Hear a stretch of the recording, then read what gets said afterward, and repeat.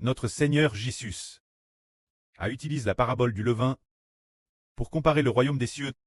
Le Seigneur Jésus a autrefois utilisé la parabole d'un grain de sève. Un grain de sève qui devient un grand arbre dominant. France, comparant cela à un homme qui va devenir une grande nation. Savoir l'Israël de la Nouvelle Alliance. Alors ensuite, il utilise la parabole du levain, comparant le levain mis dans 3 mesures de farine, jusqu'à ce que toute la pâte est leuve. Quelle est cette parabole? Lisons-la. Le Seigneur dit, le royaume des cieux est semblable du levain qu'une femme a pris et mélange dans 3 mesures de farine, jusqu'à ce que toute la pâte est leuve. Alors, le levain ici, qu'est-ce que c'est? Le Seigneur Jésus compare le royaume des cieux au levain, et compare aussi le royaume des cieux. Une perle compare le royaume des cieux. Un grain de sève. Alors, ici le royaume des cieux, compare au levain, signifie que le levain est ce qui fait lever les autres farines. C'est cela qu'on appelle levain. Et ce levain fait référence quelque chose, savoir l'Esprit de Dieu. L'Esprit du Seigneur Christ compare au levain, alors, qu'une femme a pris et mélange dans 3 mesures de farine. Cela signifie que la femme est l'autorité du royaume des cieux, comme dans l'Apocalypse. Cette femme est l'autorité du royaume des cieux. Alors, celle qui détient l'autorité du royaume des cieux la met dans 3 mesures de farine. Les 3 mesures de farine sont compare ceux qui reçoivent la vie éternelle, ou compare ceux qui sont choisis pour très roi. Nous les comparons, ceux qui sont choisis pour très roi, parce que les 3 mesures de farine, se dire 3 parts de farine. Les 3 mesures de farine sont souvent, compare la réception d'une fonction cleste, les levites spirituels, parmi lesquels il y a 3, ce qui signifie 3 clans. Alors, cela signifie que le frère Ashbert qui pose de l'autorité de Dieu et l'autorité du Seigneur Christ, se dire, qui a l'Esprit de Dieu, et l'Esprit du Seigneur, le frère Ashbert, vient parmi les frères et sûrs. Les frères et sûrs, l'origine n'avait pas l'œuf, tout comme la farine qui n'a pas encore l'œuf. Alors quand le frère Ashbert vient parmi les frères et sûrs, après cela, tous ceux qui sont touchés par l'évangile de la vie du frère Ashbert et influence qui est l'évangile de la vie à tes prêches. Les auditeurs, ils ont tous l'œuvre, c'est dire que tous ceux qui reçoivent l'évangile du frère Ashbert, ceux qui ont entendu l'évangile du frère Ashbert, de TRS nombreuses personnes, ont toutes eu la vie du Saint-Esprit.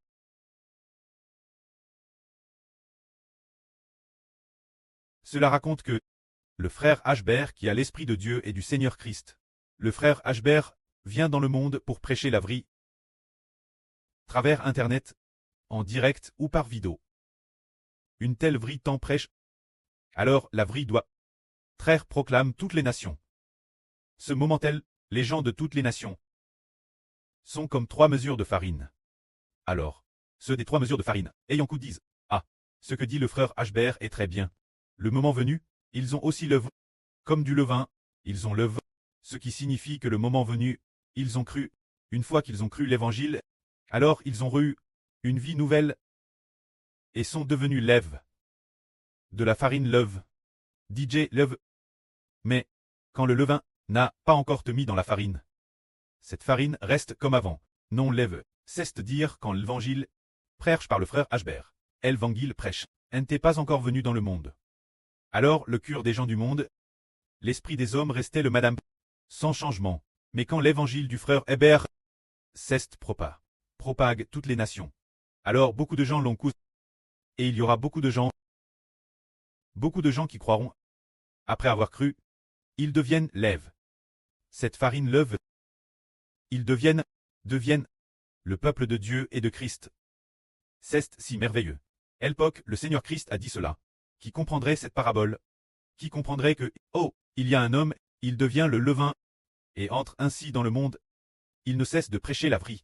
Et alors, tout le monde a l'œuvre, comme lui. Devenant les siens, ceux qui appartiennent au frère Ashbert. Par exemple, le frère Ashbert est l'Israël de la Nouvelle Alliance. L'Israël de la Nouvelle Alliance, qui ne cesse dans ce monde de prêcher la vie, et au fil de sa prédication, tous reçoivent d'Israël l'Esprit de Dieu et du Seigneur. Et ainsi ils ont l'œuvre, devenant comme le levain, c'est le mystre du royaume des cieux. La parabole du royaume des cieux, en réalité ce levain, faites référence, celui qui a l'Esprit de Dieu et du Seigneur. Un frère. Ce frère est investi de l'autorité du royaume des cieux. Investi de l'autorité du royaume des cieux. Alors, il est venu dans le monde pour que les gens du monde soient tous par l'autorité du royaume des cieux. Évangile propare. Propare au loin. Ils ont tous cru. Ayant cru, ils deviennent les citoyens du royaume des cieux. C'est ainsi qu'est cette parabole. Quant aux 3 mesures de farine, elles qui valent aux citoyens du royaume des cieux, et le levain originel, c'est le roi du royaume des cieux. Le frère Ashbert, c'est la parabole du royaume des cieux. Ensuite, le Seigneur Jésus-Christ a de nouveau continué parler d'une autre parabole. Cette parabole est la parabole du trésor caché dans un champ. Quand ce trésor, le frère Ashbert l'a aussi recopie de nombreuses fois. Les paraboles concernant le royaume des cieux. Recopie il y a 10 ans. Recopie dans des cahiers. Un cahier après l'autre. Un cahier après l'autre. L'époque, c'était écrite au stylo plume. Il aimait utiliser un stylo plume pour recopier TRS proprement. Il en a acheté un, l'a fini d'écrire un, puis en a acheté un autre. Le cahier était nouveau rempli. Il en a acheté encore un autre. Une fois, il a tout simplement acheté plus de 20 cahiers, TRS Space, et puis, ces plus de 20 cahiers, étaient tous extrêmement beaux. Acheté dans un TRS grand magasin. C'était les 20 derniers restants. Les plus beaux cahiers. Ashbert a dit, waouh, si beau. Alors, pour recopier la Bible, ce serait tellement beau. Tellement beau. Alors, le frère Ashbert s'est mis recopier de toutes ses forces. Recopier avec acharnement. Bien et ça, il en a aussi offert au frère Rehoboth, 1 ou 2 ce moment-tel. De ces TRS beaux cahiers. Pour quelle raison au juste? C'était juste pour vouloir comprendre le mystère de Dieu, et ainsi recopier la vride. Ceux qu'il a surtout le plus recopié, ce sont les mystères du royaume des cieux. Mais, bien qu'il les ait recopiés, et Madame apprit par cœur, en réfléchissant attentivement chaque mot. Et les a aussi Horis, il n'en comprenait toujours pas le sens. Pas du tout. Pourtant, sans savoir pourquoi. L'esprit du prêtre a poussé le frère Ashbert. Y réfléchir attentivement, Y réfléchir constamment. Alors aujourd'hui, le frère Ashbert continue cette session de vie, en continuant d'expliquer une parabole. Quand cette parabole, elle raconte que le royaume des cieux est semblable à un trésor caché dans un champ. Cette parabole, le Seigneur dit, le royaume des cieux est semblable à un trésor caché dans un champ. Un homme la trouve, il la gare précieusement. Scène va tout joyeux. Vend tout ce qu'il possède. Et achète ce champ, faisant référence, tiens, le royaume des cieux est-il semblable à un trésor? Cet homme n'a pas directement acheté le trésor. Il a acheté le champ. Oh, Tate cache le trésor. Les frères et sœurs comprennent. Le royaume des cieux est la Jérusalem céleste. Bien et ça, ici, le royaume des cieux. Parfois, faites référence au gouvernement du royaume des cieux. Parfois, faites référence une ville du royaume des cieux. Alors le Seigneur Jésus dit qu'il est un trésor caché dans un champ. Alors, cet homme, il a acheté ce champ. Tiens, ce champ est un terrain. Quelle personne a acheté quel terrain? Quel terrain cacherait un trésor? N'arrivez pas à comprendre. Disons toujours, ah, le royaume des cieux. Comment peut-il comparer un trésor? Ce trésor est caché dans quel terrain? Alors, il y a un homme qui a acheté quel terrain? Peu importe comment on y pense, on ne comprend toujours pas. Dans le passé, puis a enfin compris. Ce n'est qu'en 2025 qu'il a compris, se dire. L'année dernière seulement qu'il a compris. Le frère Ashbert avait dit le Saint-Esprit, 7 ans après, pour enfin comprendre cette parabole, aujourd'hui. Le sens de cette parabole est que le royaume des cieux est semblable à un trésor caché dans un champ.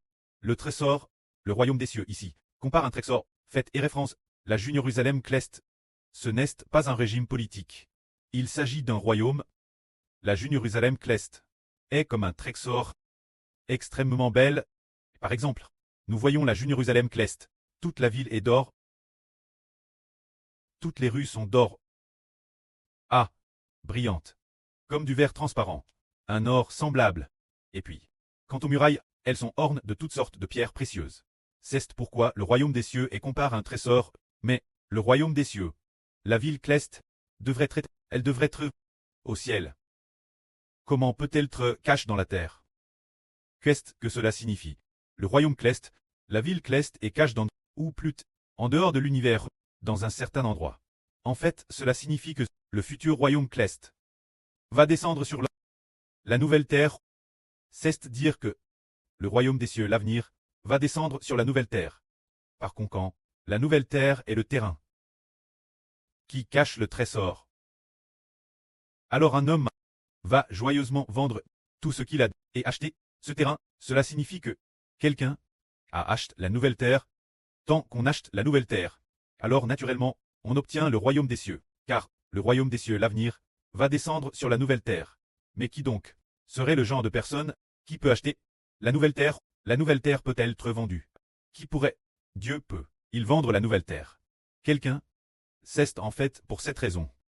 Par exemple, le Seigneur Jésus-Christ a versé son sang pour racheter les hommes et les offrir Dieu. Alors, avec quoi a-t-il racheté les hommes? Par exemple, dans l'Apocalypse, les 24 anciens louent le Seigneur ainsi.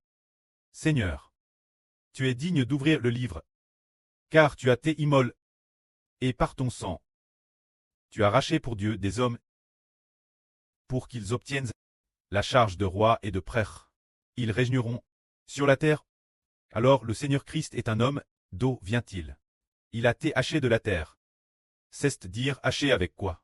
Haché avec son propre sang. Alors, puisque l'homme est haché par le sang, la nouvelle terre, avec quoi est-elle achetée? Tout comme dans l'Ancien Testament. Abraham a fait alliance avec Dieu. Dieu a fait alliance avec lui en disant Jaiji fait alliance pour te donner la nouvelle terre, pour te donner le pays de Canaan et ta descendance. Au moment de l'alliance, c'était avec des taureaux, avec des bovins et des moutons, en immolant des bovins et des moutons, offert Dieu. Ainsi les bovins et les moutons ont tué, et ont vers leur sang offert Dieu. Alors cet homme, comment acte-t-il la nouvelle terre? Acheter cette terre, se dire. Acheter celle qui contient, descendant du ciel. La nouvelle ville de Jérusalem, semblable une perle, la nouvelle ville de Jérusalem a acheté cette terre. Acheter cette terre, la nouvelle terre, ce qui signifie que cet homme, avec son sang, a acheté la nouvelle terre. Ce qui signifie que il y a un homme qui a trouve particulièrement grâce aux yeux de Dieu. Alors, il a donné sa vie, a vers son sang, et ainsi, a acheté la nouvelle terre. De cette façon, la nouvelle terre, il l'a achetée avec son sang. Alors, le royaume des cieux descendra sur la nouvelle terre. Alors le royaume des cieux sera aussi lui. C'est cette parabole. Depuis les temps anciens, personne ne sait qui achètera la nouvelle terre. Madame, cette parabole, dans la version de l'Union chinoise, n'est qu'une seule phrase. Seulement celle traduite par le frère Eshbert. La sainte montagne de Sion la raconte en 3 ou 4 phrases, ce qui est plus long, écrite de manière plus détaillée, afin que les gens sachent qu'il y a un homme qui a acheté un terrain, et ce terrain cache une perle. C'est en racontant cela que les frères et sœurs sauront que ce terrain est la nouvelle terre. La perle est la Jérusalem Cleste, qui descend sur la nouvelle terre. Alors, celui qui était l'origine, le preux de la nation, le frère Eshbert d'Israël, doit verser le sang de sa propre vie pour pouvoir acheter la nouvelle terre. Et le frère Eshbert comprend aussi que le sang vert par le frère Eshbert a également acheté le royaume des cieux. Alors il se comprend lui-même, il faut sacrifier sa vie. Si on ne sacrifie pas sa vie, on ne peut pas acheter la nouvelle terre. Si on ne verse pas de sang, on ne peut pas acheter le royaume des cieux, ni acheter des enfants. C'est pourquoi, tout comme le Seigneur Christ a de sacrifier sa vie pour acheter les traits clestes, pour acheter les hommes, pour le livre de vie de l'agneau. Ce livre, afin de faire des hommes des rois et des prêtres, d'acheter les hommes pour les donner Dieu. Il a acheté les hommes par son sang, pour devenir roi dans le royaume des cieux. Et prêtre, le frère Eshbert doit aussi acheter par son sang, auprès du pré cleste. Acheter le royaume des cieux, acheter la nouvelle terre, et aussi les enfants de la nouvelle terre, pour le sauver, et le rendre Dieu et au Seigneur. Que la gloire soit auprès et au Seigneur. Amen.